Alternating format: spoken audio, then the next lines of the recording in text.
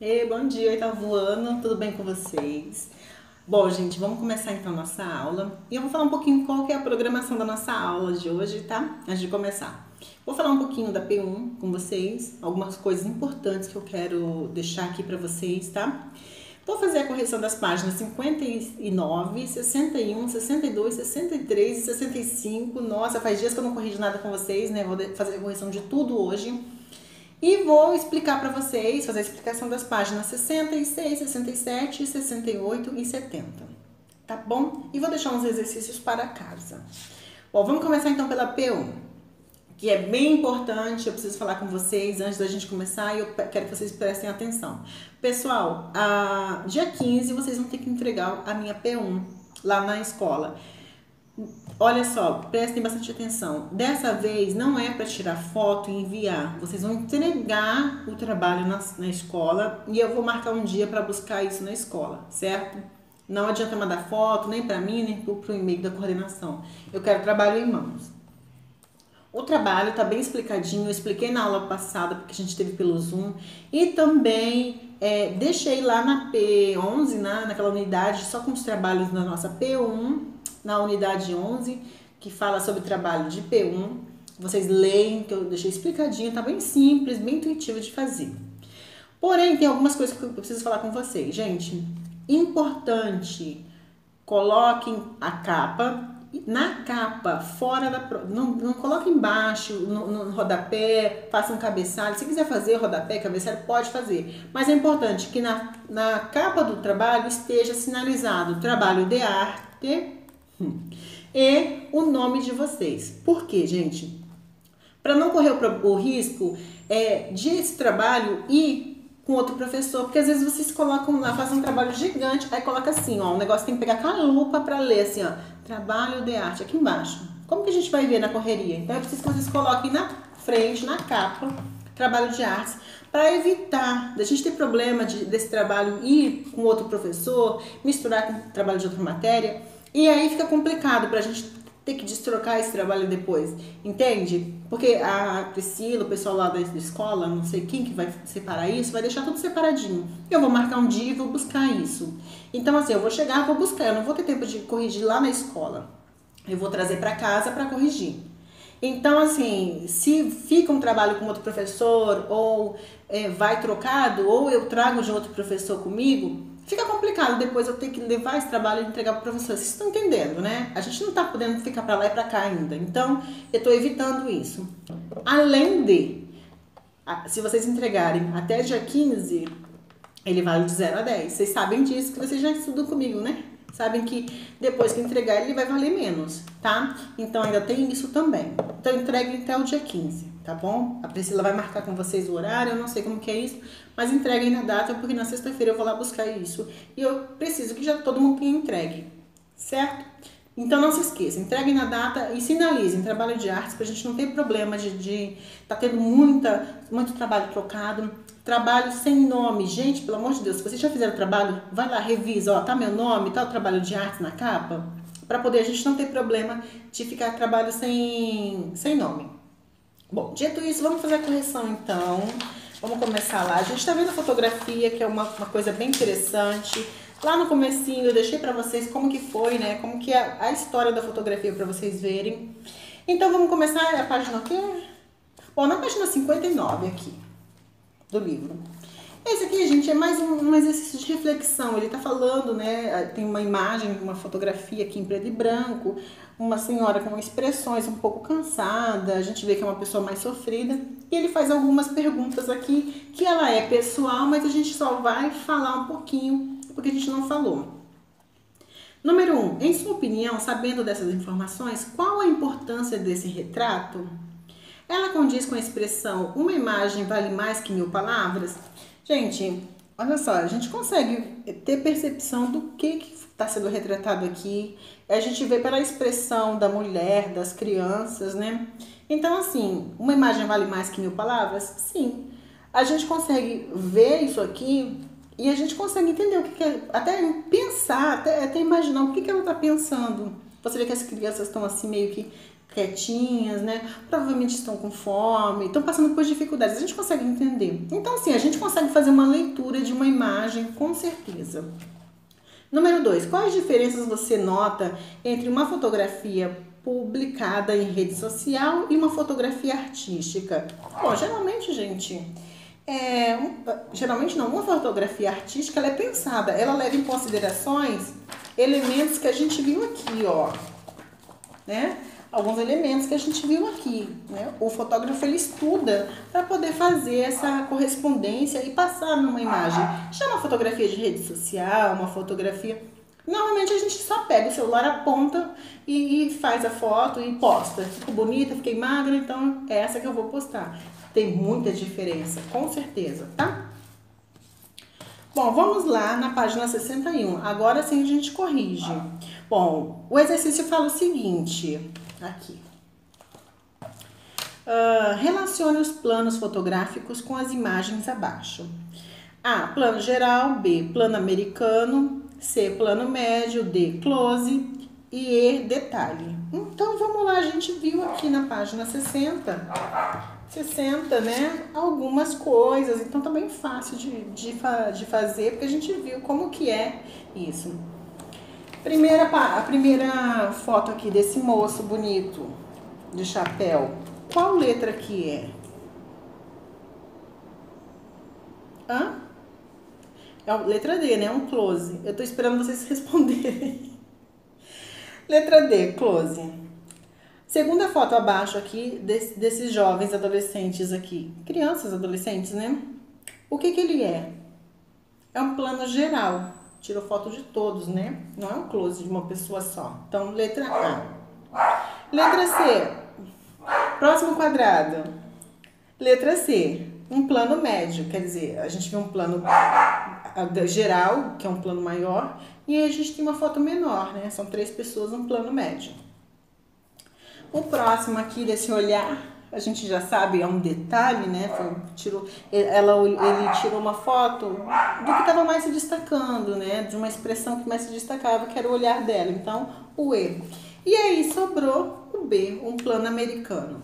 Certo? Então ficou assim, ó. Primeira coluna D, A e C. Segunda coluna E e B. Bom. Deixa eu ver qual mais. Bom, na página 62 e 63, são perguntas aqui também que tem a ver com o conhecimento de mundo de vocês, tá? Vamos lá. Na página 62, primeira pergunta. Como você acredita que a fotografia pode servir para expressar uma visão de mundo? E número 2, você já tirou fotografias que não apenas registram o momento, mas que tinham a intenção de expressar algo? Pergunta pra vocês, tá, gente? Vocês vão responder. Mas sim, ó, uma fotografia, ela pode expressar uma visão de mundo. A gente acabou de ver um exemplo aqui, ó, dessa fotografia. Muito dramática, a gente vê, né, a gente consegue perceber até assim a idade da mulher, a classe social. Isso aqui, gente, é você expressar uma visão de mundo. Você pode tirar uma foto no lixo para conscientizar a pessoa. Isso é uma visão de mundo e política. E muitos artistas, acabou a bateria aqui, gente, descarregou. Muitos artistas usam a fotografia dessa forma, para poder expressar a sua visão de mundo, a sua visão política, tá? Então pode, com certeza. Aqui na página 63 tem a terceira pergunta. Você consegue perceber a brasilidade na obra de Walter Firmo em quais características? Bom, a gente tem aqui nessa foto, na fotografia, aqui a gente tem, né? Algumas a gente vê por causa das festas que são comuns, principalmente no norte do país, o colorido, alguma que remete muito à tradição, né? A tradições mais comuns no norte do país. Em quais características? Aí vocês vão responder, tá, gente? Página 65. Essa aqui realmente é a resposta, a gente tem que dar a resposta, né? Aquelas outras que eu tava falando com vocês têm que... depende do conhecimento de mundo de vocês, são respostas pessoais. A gente só instrui vocês, certo? Então, vamos lá. Página 65. Os elementos da composição fotográfica devem ser vistos como temperos para a produção de uma imagem. Na culinária, o uso de vários ingredientes ao mesmo tempo pode alterar o sabor principal. Essa ideia vale para imagens. Você pode escolher um elemento de base ou uni-los, mas lembre-se que o excesso pode mais atrapalhar que valorizar sua fotografia. É claro, né, gente? Você vai tirar uma foto, aí você bota um monte de coisa e muita imagem, a gente não sabe nem para onde olha. Quando você direciona a sua fotografia para um elemento, ele fica mais atrativo, a gente consegue se concentrar. É muito cansativo você olhar para uma imagem, para uma foto que tem várias coisas, um monte de coisa, vários elementos, vira uma poluição visual. Observe as imagens e escreva qual é o elemento de composição predominante em cada uma delas. Esse aqui também é a mesma coisa. Na página ao lado tem os elementos, então fica bem mais fácil. Vamos lá começar com essa coluna aqui, depois a gente faz a segunda coluna, tá? Então, na ordem aqui, o primeiro desenho, um rapazinho, um jovem andando de bicicleta. Qual o elemento que foi usado aqui nessa fotografia? O espaço, né? A gente tem aqui um espaço bem grande. Número 2, segunda coluna, segundo quadrado da primeira coluna, tá? Várias árvores aí. Qual que é o elemento? A gente tem aqui, ó, perspectiva. Ela dá uma ideia de continuidade, né? E tem um elemento que é bem importante. A perspectiva normalmente ele começa num plano maior e ela vai funilando e as imagens elas vão ficando menores. Isso é perspectiva, é a técnica da perspectiva. O terceiro quadradinho da primeira coluna, a gente tem aqui, parece uma escama de peixe, alguma coisa assim, que também parece um abacaxi, então é textura. Segunda coluna, primeiro quadradinho. Uma folha aqui, alguma coisa. Qual é o elemento aqui que mais se destaca? As linhas. E aqui a gente tem, no segundo quadrado da segunda coluna, algumas poltronas aqui muito vermelhas, bem vibrantes, então o elemento que mais se destaca aqui é a cor, né? E o último quadrado, a gente tem uma sombra aqui, na verdade é uma silhueta, né? A gente não consegue ver direitinho, dá pra ver que é um rapaz por causa do cabelo, mas você não consegue saber se é jovem, se ele é mais velho, se é criança. A gente só vê o contorno realmente. Então aqui o elemento que mais foi usado, né, que foi utilizado para dar essa composição foi a luz. Certo? Então ficou assim, ó, espaço, perspectiva, textura, segunda coluna, linhas, cor e luz, certo? Bom, vamos lá. E aí a gente tem aqui na página 66 e 67 uma imagem muito linda, que dá até é uma fotografia que nos dá uma ilusão de ótica, que é bem importante, bem interessante. E o melhor, gente, é que essa fotografia aqui, ela foi tirada em 1969, não é nada assim tecnológico, os recursos que a gente tem hoje, né? E ele conseguiu fazer essa ilusão, criar essa ilusão de ótica. Então vamos lá, ilusão visual. A fotografia é um documento da realidade? É uma pergunta, né? Então vamos ler direito. A fotografia é um documento da realidade? A partir dessa reflexão, podemos analisar a obra do fotógrafo estadunidense Jerry Welsman. Há mais de 60 anos ele produz fotomontagens que brincam com o real e com o ilusório. Observe uma de suas obras. O que parece, gente? Bem interessante isso aqui. Tem uma sombra, parece que a árvore está realmente flutuando, né? É bem interessante. E assim, pela época que foi criada, que a gente não tinha tanto Photoshop, essas coisas que a gente tem hoje, esses recursos que a gente tem hoje. As obras produzidas por Welsman não são feitas com câmeras analógicas. Olha que interessante. Sabe o que é câmera analógica? Desculpa, as fotografias de Welsman são todas feitas com câmera analógica. Analógica, gente, é aquela câmera da época assim, dos nossos pais, da minha época também, dos pais de vocês, que vocês compravam o filme, a gente tinha que ir comprar o filme, tirar a foto, aí pegava aquela máquina, levava para revelar o filme. Isso é uma câmera analógica, era feita com rolo de filme, tá? As nossas hoje são digitais. Então era mais complicado ainda, porque a gente não conseguia manipular uma foto assim, sabe? Você tinha que tirar a foto seja o que Deus quiser. Se ficou legal, ficou. Se não ficou, paciência. Então, era feito com isso, tá? Dessa forma. O recurso ainda era mais precário do que se imagina. Entre elementos como pessoas e casas, o artista apresenta um novo olhar sobre o mundo e a fotografia, que resultam em imagens que parecem ter saído diretamente dos olhos, realmente. Aqui do lado, gente, eu só vou adiantar aqui para nossa aula não ficar muito grande. Ele tá falando um pouquinho, tem, né? Ele vai destacar, ele vai dar um olhar, um enfoque para essa obra, ó. Nesses balãozinhos, eu quero que vocês leiam e analisem essa obra dessa forma, certo? Vamos lá, página 68. Também a gente vai ter aqui, ó, uma ilusão criada pela fotografia. Se vocês olharem essa imagem, gente, eu quero que vocês olhem aí rapidinho e falem pra mim o que vocês notam aqui, qual que é a semelhança que vocês encontram nessa imagem aqui dos personagens que são retratados. Bom, se vocês observaram aqui, eu estava esperando vocês observarem, se vocês são bons de olhos, vocês vão ver que todos é a mesma pessoa. Ele recriou isso aqui, ó.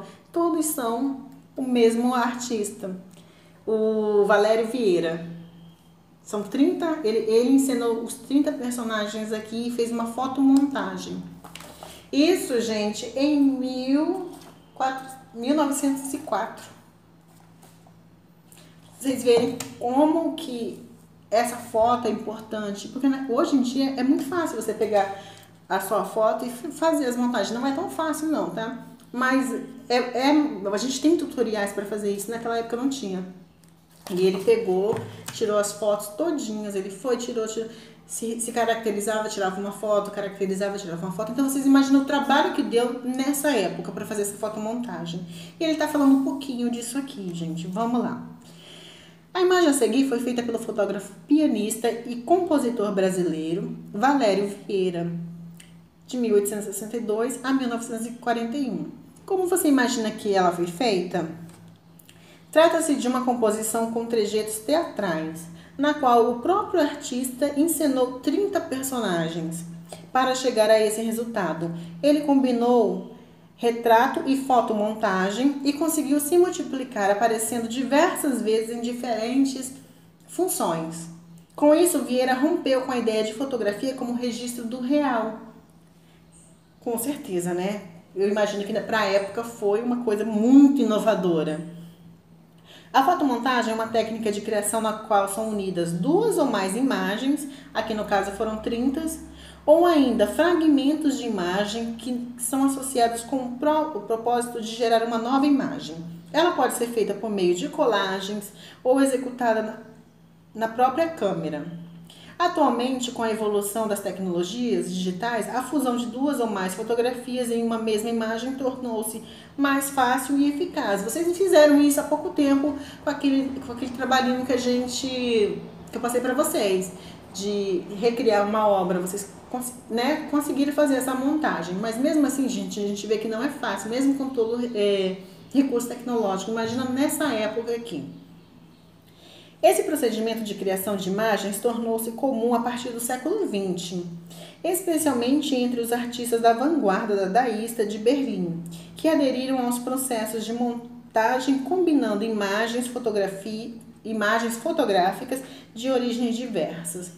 E aí ele está explicando aqui o dadaísmo. Vocês vão, eu acho que no ano que vem vocês vão estudar esse movimento artístico dadaísta, certo? Então eu não vou entrar muito agora, que provavelmente a gente vai estudar. Mas o dadaísmo foi um movimento assim como a pop art, que ele utilizava das colagens, pegavam várias imagens, colava e criava uma obra de arte. Basicamente é isso, tá, gente? Tem mais coisa pro dadaísmo, mas para vocês entenderem e associarem com o que eu tô falando aqui, basicamente era isso. Então, gente, bom, terminamos aqui a explicação. Eu quero que vocês façam para mim a página 69, 71 e 72 para a próxima aula. E a gente não terminou não, ainda falta falar um pouquinho da página 70, então vamos continuar. Mas de qualquer forma, já vou deixar para vocês, ó, 69, 71 e 72 para casa, tá? Vamos então para a página 70, só falta ela para a gente terminar nosso livro. O pintor, escultor e fotógrafo alemão Karl Blossfeld, Karl Blossfeld, tá? Possui um estilo objetivo e repleto de detalhes. Na série Arquétipos da Arte, são apresentadas chapas de gravura que Blossfeld montou com 120 tipos de plantas. Continuando, é uma série com pequenos e ricos detalhes em pétalas, sementes, ramos e folhas, fotografados como se fossem monumentais. Blossfeld utiliza a técnica da fotogravura, que consiste em transferir uma imagem fotográfica para uma placa de cobre.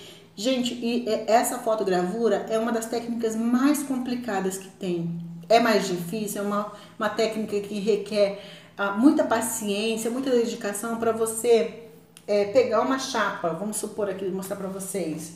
Vamos supor que isso aqui seja uma chapa de metal. Eu vou transferir a foto para cá com uma outra, vamos supor que seja isso, tá? Que chama-se esqueci o nome, mas é um material que você vai usar, uma ferramenta bem dura, pontiaguda, com a base bem fininha, que você vai fazendo riscos nesse metal e vai fazer todo o desenho nessa chapa de metal. Ponta forte. Lembrei. Aí você vai fazer todo o desenho nessa chapa de metal. Dessa chapa você vai passar a tinta e transferir para o papel. Só que não é simples, porque se você errar, você perde todo o seu desenho. Então é muito, muito difícil essa técnica. É uma das mais complicadas, mais demoradas, mas uma das mais bonitas também, por ser tão difícil, né? Assim, tão de difícil acesso, certo? E ele faz assim, tá? Todas essas obras dele são feitas assim. A gente tem um desenho aqui, ó. Isso aqui é feito em chapa. É como se fosse um carimbo ao contrário. Mas é muito mais difícil. Toda feita à mão também, tá? Não tem como fazer isso numa máquina. Ao fotografar, utilizava apenas fundos de cores neutras para realçar os detalhes das flores e plantas. Sua técnica e olhar foram inspirados pelos catálogos de plantas medicinais e livros dos séculos XVI, XVII e XVIII. Continuando, gente, tive que parar um pouquinho. Precursor da macrofotografia, na década de 1920, Karl chegou a montar uma câmera de grande extensão que ampliava